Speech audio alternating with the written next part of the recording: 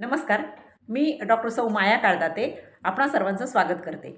मागच्या एपिसोडमध्ये सांगितल्याप्रमाणे पु ल देशपांडे यांच्या व्यक्ती आणि वल्ली या पुस्तकातल्या नारायण या व्यक्तिचित्रणाविषयी आपण बोलत होतो.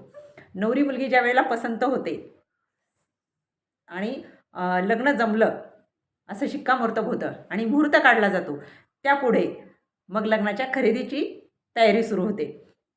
हल्लीच्या भाषेत आपण त्याला बस्ता असं नाव दिलेलं आहे. तर ती खरेदी ज्या वेळेला सुरू होते त्यावेळेला सगळ्यात महत्त्वाची खरेदी म्हणजे नवरीचा शालू.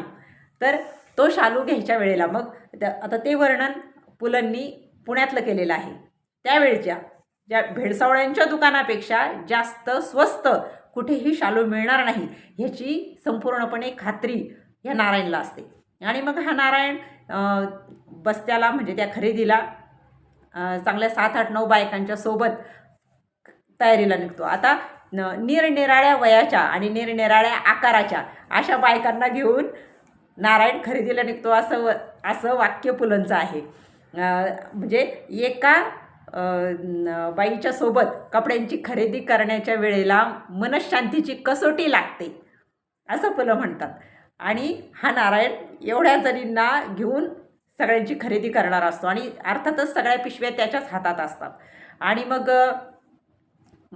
आता कसं आहे, आपण कुठं खरेदीला गेलो म्हणजे एकतर सगळ्यांकडं 4 व्हीलर्स आहेत आणि ज्यांच्याकडं नाहीत ते आपले भाड्याने करून जातात गाड्या आणि मस्तपैकी तिकडं दिवसभर खरेदी करून दुपारचं लंच वगैरे हॉटेलमध्ये वगैरे करून अगदी आरामात घरी येतात. पण त्यावेळेला परिस्थिती तशी नव्हती. मग बसमध्ये सगळ्या वयाच्या त्या बायकांना चढवणं, त्यांना उतरवणं, ती सगळी जबाबदारी नारायण स्वेच्छेने आपल्या डोक्यावर घेतो आणि सही सलामत त्यांना घरीसुद्धा घेऊन येतो. आणि मग आता त्या काकूंना, मामींना, आत्यांना सगळीकडे फिरवत मंगळसूत्र वगैरे त्यांची सगळ्याची खरेदी त्यांना करायची असते. आता हा काय म्हणतो, नारायण म्हणतो, काकू माझं ऐका, महेश्वरी लुगड्यांचा स्टॉक. म्हणजे आता लुगडे महेश्वरी ह्या पद्धतीचे सुद्धा असतात किंवा तशी सुद्धा फॅशन आहे हे सुद्धा नारायणला माहीत असतं. तो म्हणतो महेश्वरी लुगड्यांचा स्टॉक इथल्यापेक्षा आहे ना द्रौपदी वस्त्र भांडारामध्ये जास्त चांगला आहे. आणि हे तुम्ही काय करा, तुम्ही खण इथं निवडा. आणि हे तो त्या दुकानदाराच्या समोर सांगतो. म्हणजे बघा तेवढी हिंमत किती असते त्याच्यात. आपण जनरली असं कुठं दुकानात गेल्यानंतर असं म्हणत नाही की आपण हे इथं घेऊ आणि इथं हे चांगलं मिळत नाही आपण दुसरीकडे घेऊ, असं शक्यतो आपण दुकानदाराच्या समोर म्हणत नाही. पण तेवढी हिंमत त्याच्यामध्ये नारायणमध्ये असते. तुम्ही इथं फक्त खण निवडा. आणि आता लुगडं बहुतेक आहे ना, म्हणजे हल्लीच्या पिढीतल्या मुलांना लुगड्याचा अर्थ माहिती आहे की नाही कुणास ठाऊक. म्हणजे मी लहान असताना म्हणजे 5वी-6वीत असताना मी माझ्या वडिलांना विचारलं होतं की त्यावेळेला माझी आई म्हणजे आता जर हयात असती तर ती 90-93 वर्षांची असती, तरीसुद्धा माझी आई त्यावेळेला 6वार साडी घालायची. पण ती त्यावेळेला त्याला पातळ म्हणायची, साडी म्हणत नव्हती. आणि शेजारची ती आणसाई होती किंवा काही म्हाताऱ्या बायका होत्या तिच्यापेक्षा थोड्याशा म्हाताऱ्या, तर त्यांच्या अंगावर जे पातळ असायचं त्याला ते लुगडे म्हणायच्या. पण ते माझ्या लक्षात येत नव्हतं. मग आणसाई ती जी शेजारची असायची आमची, तर ती लुगडं म्हणायची. तर मग मी माझ्या वडिलांना विचारलं की लुगडं आणि पातळ याच्यात काय फरक आहे. त्यावेळेला माझ्या वडिलांनी सांगितलं होतं लुगडं हे 9वार असतं आणि पातळ हे 6वार असतं. तर त्या महेश्वरी लुगड्यांचा स्टॉक इथल्यापेक्षा द्रौपदी वस्त्र भांडारात चांगला आहे, इथं फक्त तुम्ही खण निवडा असं तो सांगतो. आणि म्हणजे बोहारी आळीपासून लोणार आळीपर्यंत पुण्यात कोठे काय मिळते याची नारायण ही खाकी शर्ट, धोतर, ब्राऊन टोपी घातलेली चालती बोलती जंत्री आहे. बरं बाबा, काकू शरण चिठ्ठी देतात. मामी काकूंना खण इथे बघू दे, तोपर्यंत आपण नरहर शेठच्या दुकानात मंगळसूत्र बघून घेऊ. म्हणजे तो मामींना घेऊन आता मंगळसूत्र बघायला निघतो. आणि मग त्या मामी म्हणतात की ते जावई बापूंच्या अंगठीचं पण माप आणलं आहे बरं का मी, तर अंगठी राहू द्या. आता आपल्याला मंगळसूत्र नरहर शेठकडं घ्यायचं आहे आणि अंगठी आपल्याला दुसऱ्या दुकानात, म्हणजे कोणतो रामलाल लखनमल म्हणून तो दुसरा दुकानदार. तर ह्या नरहरी नरहर शेठच्या दुकानात जाऊन मंगळसूत्राचे ते नमुने बघायला जातात. आता हे नरहर शेठ बहुतेक आहे ना, नरहर नावाची काही फॅशन होती की काय त्यावेळेला कुणास ठाऊक. कारण माझे वडील ज्या वेळेला आईला एखादा दागिना आणायचे ना, छोटासा समजायचं मुरणी असं किंवा बहिणीच्या मुलांना ते कानातल्या बाळ्या वगैरे असो, तर ते मी नरहरी मामा हे नाव मी सोनाराच ऐकलेलं आहे त्यावेळेला, की काही आणलं तरी नरहरी मामाकडून आणलं किंवा नरहरी मामाच्या दुकानात जाऊ असं मी त्यावेळेला ऐकलेलं आहे. तर ते नरहर शेठच्या दुकानात त्यांना मंगळसूत्र बघायचं असतं आणि अंगठीचं माप अंगठी मात्र दुसरीकडून घ्यायची असते. म्हणजे आज माप टाकलं की पुढल्या सोमवारी अंगठी. आता 3 दिवसात सोन्याचे भाव वाढणार आहेत म्हणजे हे सुद्धा त्याला माहिती असतं नारायणला. आता निमूटपणे मामी आणि भाचीच्या लग्नासाठी आलेली त्या मुलीची आत्या ह्या निमूटपणे आपल्या नारायणच्या मागे मागे चालायला लागतात. आता गल्लीबोळातून वाट काढत असताना त्या दोघींची आपली कुजबुज होते की म्हणजे वाटतंच ना त्यांनाच काय कुणालाही वाटतं की एकाच ठिकाणी सगळी खरेदी झाली म्हणजे मग त्याची दगदग होणार नाही किंवा सगळं व्यवस्थित होतं. मग एकाच ठिकाणी आपण घेतल्यानंतर त्यांची दोघींची कुजबुज चाललेली असते पण ती म्हणायची हिंमत त्यांना होत नाही. तर पण नारायण त्याची कुजबुज ऐकूनच तो तयार होत नाही. मी सांगतो ऐका. हां, नरहर शेठ मंगळसूत्र कधी घ्यायला येऊ. त्या नरहर शेठला तो म्हणतो मंगळसूत्र कधी घ्यायला येऊ. आता नरहर शेठ 4-5 दिवसात ये. हे असं अर्धवट नको. काय ती नक्की तारीख सांगा.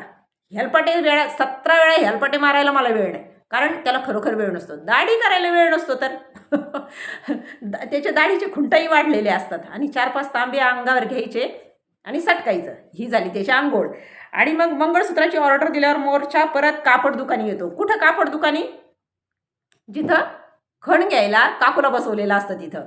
आता खण म्हणजे त्यावेळेला खणाची चोळी शिवली जायची किंवा त्या खणांना आपण ब्लाऊज पीस म्हणू. आता ते जे खण होते ना तर त्या खणांची आत्ता ब्लाऊज शिवण्याची फॅशन आलेली आहे. त्याची आता चोळी शिवली जात नाही. हल्ली तर आता चोळी बघायला पण मिळत नाही.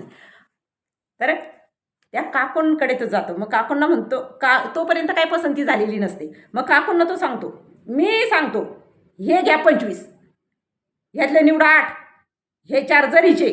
हा मुलीच्या सासूला होईल. म्हणजे मुलीच्या सासूला कुठला खण घ्यायचा हे पण तोच ठरवतो. मग ती काकू म्हणते अरे पण जरा गर्भरेशमी असता तर म्हणजे जरा भारीतला असता तर. काय करायचं आहे त्या म्हातारीला गर्भरेशमी असं नारायण म्हणतो. आणि सर्व बायका शत्रुपक्षाच्या पुढारी बाईची चेष्टा ऐकून मनसोक्त हसतात. आणि होतं बरं काय हे म्हणजे बस त्याच्या वेळेला अशा फार गमती जमती होतात. आणि शत्रुपक्षाच्या पुढारी बाई म्हणजे कोण? नवरदेवाची आई. हां झालं हे साधे घेऊन ठेवा. 1-12 म्हणजे 12 खण. काकू शंका काढतात 12 काय करायचे लागतात. लग्न सोमवारी आहे. सोमवारी बाजार बंद असतो. त्या दिवशी आपल्याला एखादं खणच काय सुतळीचा तोडासुद्धा मिळायचा नाही. सुतळीचा तुकडासुद्धा मिळायचा नाही असं तो म्हणतो. आता नारायणचं हे दूरदर्शी धोरण बघून सगळ्या बायकांना कौतुक वाटतं. कापडा चोपडाच्या खरेदीला आलेल्या घोडक्यातली एक आत्या उद्गारते. काय म्हणते ती? हे बरी खरं हो. आमच्या वारूच्या लग्नात आठवताना रे नारू. विणबाई आयत्या वेळी अडून बसल्या नवऱ्या मुलाला हातरुमाल हवेत म्हणून. सगळा बाजार बंद. मग नारायणानंच आणले बाई कुठूनसे. आणि मग काय नारायणाला मज्जा वाटते. नारायण फुलतो. कॉम्पापर्यंत सायकल हाणीत गेलो आणि डझनाचं बॉक्स आणून आदळलं मी वारूच्या नवऱ्यापुढे. पूस म्हटलं लेखा किती नाक पुसतोस या हातरुमालांनी ते. हे कोण म्हणतंय? नारायण म्हणतो. हां तसा डरत नाही मी पण आधीपासूनच तयारी हवी. बरोबर की नाही गुंजामावशी?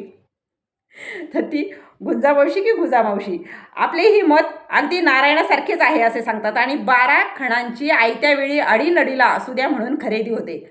त्यातली एक म्हणते खरंच बाई पण पंचे घ्यायचे राहिले ना. पंचे घ्यायला हवे होते. पंचांचं मी पाहतो. मी बघतो. तुम्ही ही बायकांची खरेदी पहा. हां आता खण झाले, शालू झाले, आता आहेराची लुगडी. चला पळसुले आणि मंडळी. आता हे पळसुले आणि मंडळी कोण? हे दुकानाचं नाव आहे. तर पळसुल्यांकडे का जायचं? त्यातली एक म्हणते पळसुल्यांकडे कशाला जायचं. जाता जाता ते सरमळकरांचं दुकान आहे ना तिथं आपण लग्नाची खरेदी तिथं बाकीचे ते आहेराची लुगडी घेऊ. पण त्याला ते मान्य नसतं. कारण त्याचं म्हणणं असं त्यावेळी थोरले सरमळकर जिवंत होते मामी, 4 वर्षांपूर्वी वारले ते. चिरंजीवांनी धंद्याचा चुथाडा केला. आता काय आहे त्यांच्या दुकानात? पोलक्याची छिटं देखील नाही धड. म्हणजे एकूण नारायणाला फक्त दुकानांचीच माहिती नसते, तर त्यांच्या कौटुंबिक आणि आर्थिक परिस्थितीची सुद्धा त्याला सगळी माहिती असते. मग बरं, अत्तरदाणी आणि चांदीचं ताट आणि वाटी म्हणजे मामी बोलतच असतात. तोपर्यंत तर नारायण ओरडतो, चांदीचा माल शेवटी पाहू, आधी कापडा चोपडाचं बघा. नमस्कार नमस्कार करत तो पळसुले आणि मंडळीच्या दुकानात घुसतो. नमस्कार, या नारायणराव. म्हणजे अशा नारायणांचं ना हे दुकानदारसुद्धा फार असं त्यांना हरभऱ्याच्या झाडावर चढवतात, मोठेपणा देतात. आणि मग काय, नारायण आणखीच फुलतात. हां काकू, मामी, पटापट पाहून घ्या लुगडी. नारायण अगदी कंपनी कमांडरच्या थाटात हुकूम सोडतो. कुणाला? मामीला, काकूंना, बाकीच्या बायकांना. अरे ह्यांना लुगडी दाखवा, दुकानदार म्हणतो. मग नारायण म्हणतो, आमच्या मामी बहिणीचं लग्न आहे. हो का? पळसुले म्हणतात. हो का? म्हणजे ते अगत्य दाखवतात. तुमचे मामा म्हणजे मग भाऊसाहेब पेंडसे, रिटायर्ड सब डिव्हिजनल ऑफिसर. मोठ्या थाटात नारायण सांगतो. बरं त्यांच्या का मुलीचं लग्न आहे?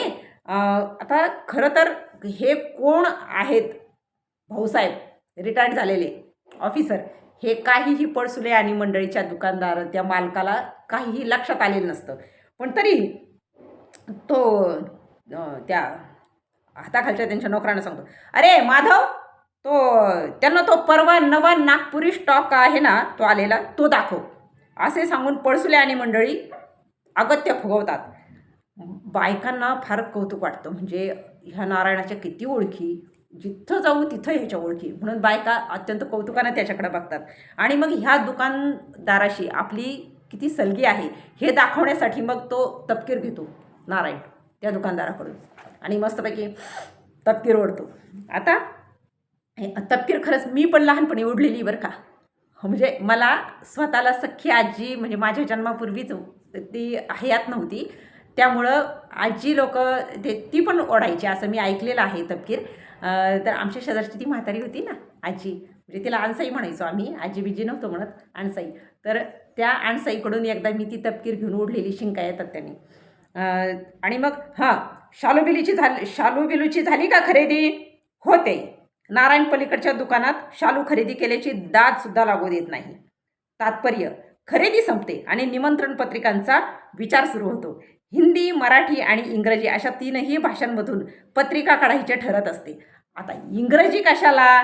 नारायणाचा देशाभिमान जागृत होतो. शिवाय इंग्रजांपेक्षा इंग्रजीवर त्याचा राग विशेष आहे. ह्या इंग्रजीच्या पेपरानेच मॅट्रिकच्या परीक्षेत त्याला सारखे धक्के दिले होते. वधूवरांचे फोटो द्यायचे की नाही, खाली आपले नंबर, ह्यात कोणाकोणाची नावे घालायची, छापखाना कुठला, टाईप कुठला, शाई कुठली, सारे काही नारायण ठरवतो आणि बाकीचे निमूटपणे ऐकतात. आणि मग कशी ती पत्रिका छापली जाते, त्या वेळेला काय काय गमती जमती होतात ते आपण पुढच्या भागात बघूया. तोपर्यंत